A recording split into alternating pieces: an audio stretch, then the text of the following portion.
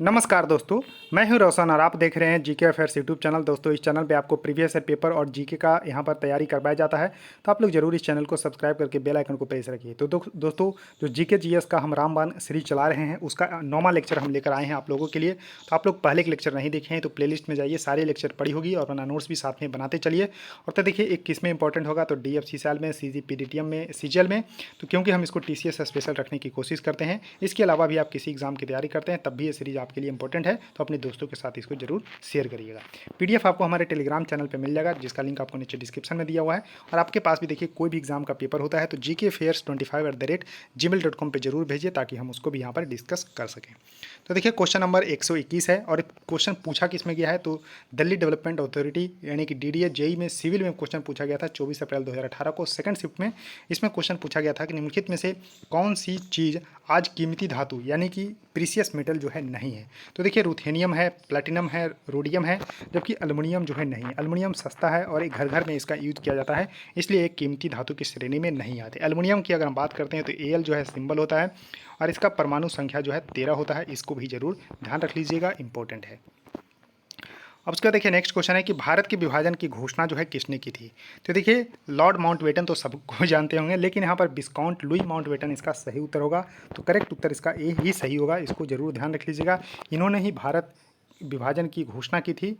कब? जब जो है भारत आज़ाद जो है हो गया था, तो इस तरह से जो है यानी कि भारत आज़ाद होगा दो कंट्री के रूप में, पाकिस्तान और जो है इंडिया के रूप में। पाकिस्तान अपना स्वतंत्रता दिवस 14 अगस्त 1947 जो मनाया था और भारत जो है 15 अगस्त को। तो इस तरह से आपको जरूर ध्यान रखना है। तो माउंटबेटन इसका सही उत्तर होगा।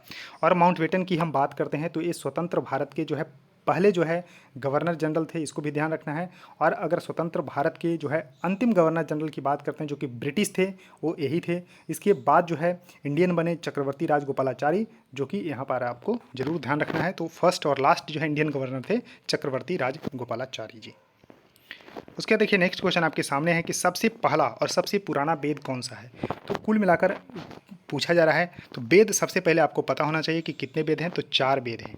तो 4 वेद हैं, इसको ध्यान रखिएगा। ऋग्वेद, उसके बाद यजुर्वेद, सामवेद और अथर्ववेद। क्रम से भी ध्यान रख लीजिएगा कि ऋग्वेद, यजुर्वेद, सामवेद और अथर्ववेद।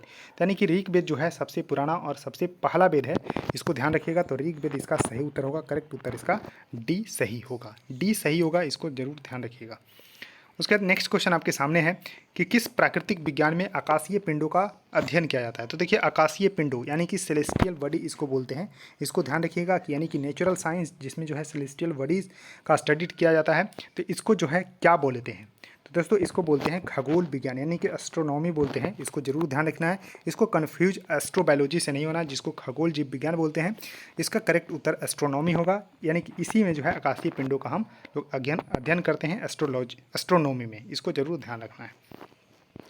अब देखिए, क्वेश्चन है कि निम्नलिखित में से कौन सा वैज्ञानिक और गणितज्ञों के लिए संख्यात्मक कंप्यूटिंग सॉफ्टवेयर है। तो देखिए, सॉफ्टवेयर से भी क्वेश्चन यानी कि कंप्यूटर के पूछा आता है। जैसे ए जो है फर्टिलाइजर एंड केमिकल जो लिमिटेड थी, मैनेजमेंट ट्रेनिंग का मैकेनिकल का पेपर 2022 में पूछा गया था कि वैज्ञानिकों और गणितज्ञों के लिए संख्यात्मक कंप्यूटिंग सॉफ्टवेयर जो है कौन है, तो मैटलैब होता है। तो करेक्ट उत्तर इसका बी होगा। अब देखिए, एक्सेल सीट में इसमें जो है आपको 3 जो है एक्सेल, पावर पॉइंट और जो है MS वर्ड होते हैं, जो MS जो ऑफिस होते हैं उसमें। तो एक्सेल में जो है जनरली कैलकुलेशंस वगैरह किया जाता है, तो इसको ध्यान रखिएगा।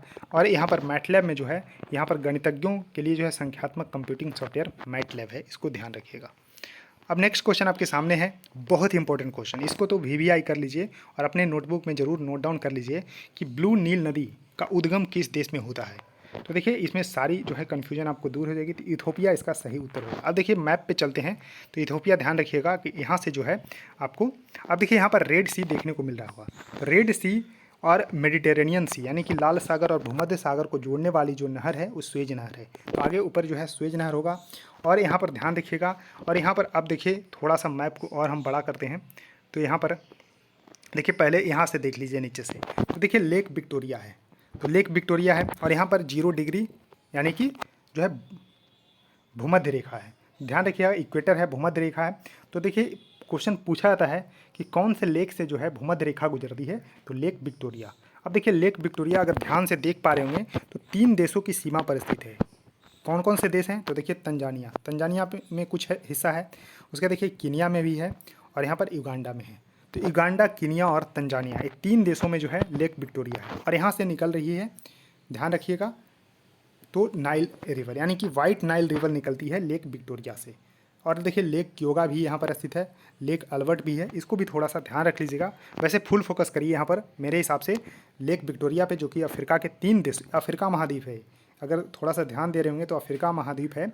तो यहाँ पर युगांडा, कीनिया और तंजानिया की सीमा पर स्थित लेक विक्टोरिया, यहाँ से निकलती है वाइट नाइल रिवर। और यहाँ पर अब देखिए ऊपर की तरफ आते हैं थोड़ा सा, तो देखिए ये इथोपिया जो है कंट्री देखने को मिल रही होगी। तो ये इथोपिया देखने को मिल रही होगी। और यहाँ पर जो है लेक टना है, तो लेक टना से निकलती है ब्लू नाइल रिवर, जो कि क्वेश्चन पूछा गया था कि ब्लू नील जो है नदी जो है किससे निकलती है, तो देखिए इथोपिया देश है और लेक टना से निकलती है। अब देखिए दोनों जो है सूडान की राजधानी खार्तूम।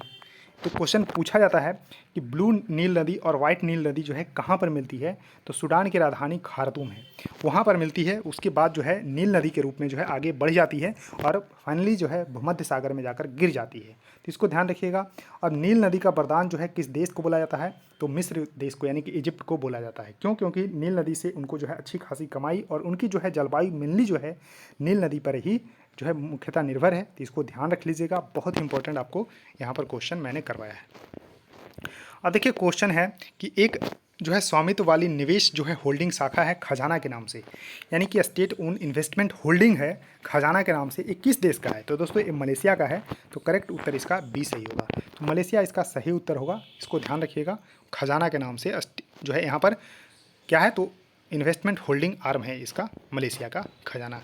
अब देखिए एक क्वेश्चन कई बार एग्जाम में आ चुके हैं कि पूर्वांचल एक्सप्रेस वे किस राज्य में स्थित है, तो उत्तर प्रदेश में सभी लोग जानते होंगे। Purvanchal express way, Yamuna express way, ये सब क्या है, तो उत्तर प्रदेश में जो है। और उत्तर प्रदेश जो है देश में सबसे ज़्यादा एक्सप्रेसवे वाला जो है राज्य है। अब देखिए यहाँ पर हम पूर्वांचल एक्सप्रेसवे पे पूरा फोकस करते हैं, जो कि लखनऊ को गाजीपुर से जोड़ती है। और इसकी कुल लंबाई है 341 किलोमीटर। 341 किलोमीटर इसकी लंबाई है पूर्वांचल एक्सप्रेसवे की, जो कि लखनऊ से गाजीपुर के बीच में जोड़ती है। उसके बाद देखिए लखनऊ से आगरा तक की यहाँ पर आगरा एक्सप्रेसवे है। उसके बाद देखिए यमुना एक्सप्रेसवे है, तो इस तरह से जो कि नोएडा से आगरा तक जाती है। तो 3 एक्सप्रेसवे तो मैंने अभी आपको बता दिया है, आगरा एक्सप्रेसवे, यमुना एक्सप्रेसवे और यहाँ पर पूर्वांचल एक्सप्रेसवे। पूर्वांचल एक्सप्रेसवे की लंबाई 341 किलोमीटर, जो कि लखनऊ से गाजीपुर के बीच जो है यहाँ पर जोड़ती है। इसको ध्यान रख लीजिएगा, इंपॉर्टेंट है।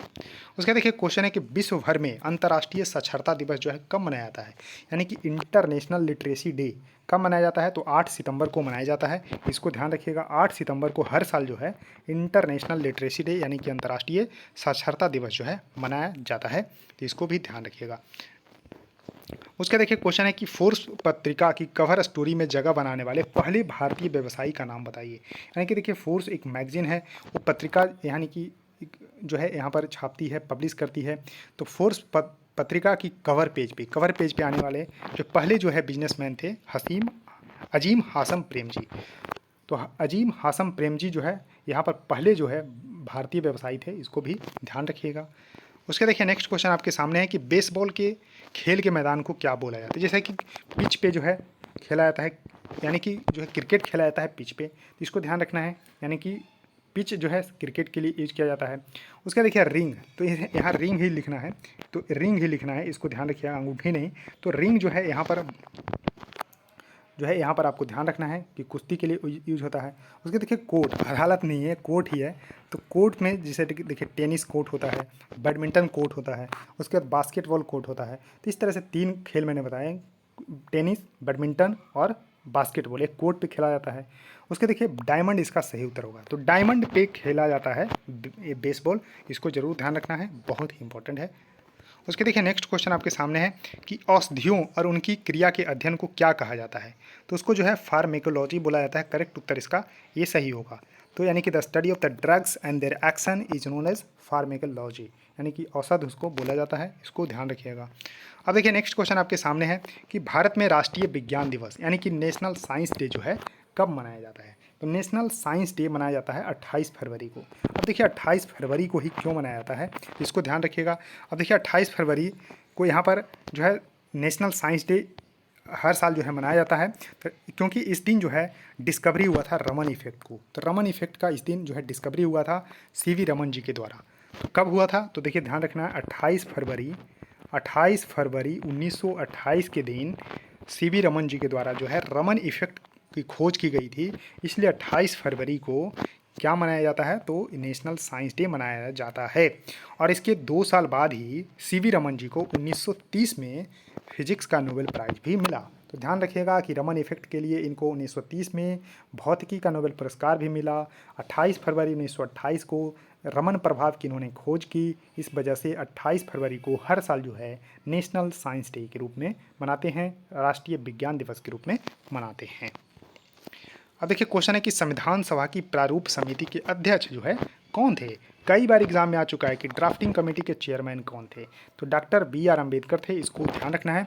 और B.R. अम्बेडकर ने जो है संविधान की आत्मा, भारतीय जो संविधान है उसकी अनुच्छेद 32 को बोले हैं, तो इसको ध्यान रखिएगा। संविधान की आत्मा अनुच्छेद 32 को इन्होंने बोले हैं। तो प्रारूप समिति के अध्यक्ष थे डॉक्टर B.R. अम्बेडकर, ध्यान रखिएगा। अब देखिए प्रारूप समिति में कुल मिलाकर 7 मेंबर थे, इसको ध्यान रखना है। 6 मेंबर नहीं थे, 7 मेंबर थे, जिसमें कि अंबेडकर जी चेयरमैन थे, उसके अलावा 6 मेंबर थे, यानी कि चेयरमैन को छोड़कर 6 मेंबर थे। तो K.M. मुंशी थे, मोहम्मद सदुल्ला थे, अल्लादी कृष्ण स्वामी अय्यर थे, गोपाल स्वामी अयंगर थे, और N. माधव राव थे जो कि रिप्लेस किए थे B.L. मित्तर को, जो कि हेल्थ के कारण रिजाइन कर दिए थे। और उसके बाद T.T. कृष्णामाचारी थे जो कि रिप्लेस किए थे DP को। तो कुल मिलाकर 6 मेंबर थे, इनको अगर याद रख पाते हैं तो रख लीजिए, अन्यथा जो है 7 मेंबर, ध्यान रखिए कि चेयरमैन को छोड़कर 6, बाकी टोटल ड्राफ्टिंग कमेटी में 7 मेंबर यहाँ पर थे। उसके देखिए नेक्स्ट क्वेश्चन है कि कोविड-19 में 19 का क्या अर्थ है, यानी कि कोविड-19 जो है उसमें 19 का अर्थ क्या है, क्योंकि कोरोना वायरस और इससे होने वाली बीमारी की पहचान 2019 में की गई थी। तो बिल्कुल सही है, क्योंकि 2019 के अंत में जो है चाइना में कोविड-19 की शुरुआत मानी जाती है, इसलिए इसको नाम पड़ा कोविड-19। अगर 20 में होता तो कोविड-20 इसका नाम पड़ता, इसको ध्यान रखिएगा। तो करेक्ट उत्तर इसका डी होगा कि the corona virus and the disease it causes were identified in the 2019। तो इसको ध्यान रखिएगा। और इन्होंने बहुत ही तबाही मचाई, लोगों को घरों में बंद कर दिया गया इस वजह से, तो इसको ध्यान रखिएगा, बहुत ही इंपॉर्टेंट क्वेश्चन था। और एक क्वेश्चन देखिए फैक्ट MT इलेक्ट्रिकल केमिकल में पूछा गया था 21/8/2022 को। तो दोस्तों ये सीरीज लगातार जारी रहेगी, बस आप लोगों का सपोर्ट चाहिए, यानी कि वीडियो को लाइक करिए, ज़्यादा से ज़्यादा शेयर करिए अपने दोस्तों के साथ, चैनल को सब्सक्राइब भी कर लीजिए और बेल आइकन को प्रेस रखिए। सो थैंक यू दोस्तों, इस वीडियो में इतना ही, धन्यवाद।